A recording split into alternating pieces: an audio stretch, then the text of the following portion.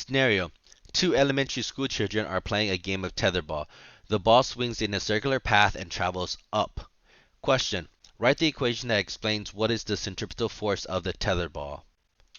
Answer: the centripetal force Fc is made up of Ft sine theta. Let's see how we're getting that. We'll start by labeling our forces. Force gravity is pulling it down. Force tension is up the rope. We break up force tension into its vertical part, Ty, and its horizontal part, Tx. Notice that Tx here from the angle is in its opposite. That is how we get the sine value. So the horizontal part is Ft sine theta. The horizontal part of tension of the string is pointing towards the center of the pole. That is what's keeping it in its circular path. The horizontal part of tension is supplying the centripetal force in this scenario. It stays in that circle.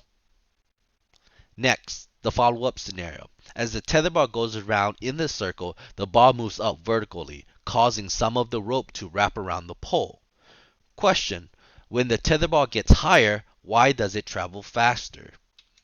The answer: when the children hit the ball, it will accelerate the ball, causing an increase in the tension. As the tension increases, the force of gravity won't be able to balance it out, hence why it moves forward.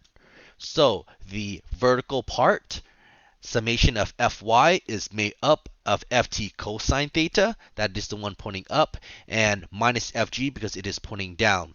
When Ft cosine theta is larger than Fg, that is what causes the ball to move up. As it moves up, the length of the rope decreases. That's why it also travels faster.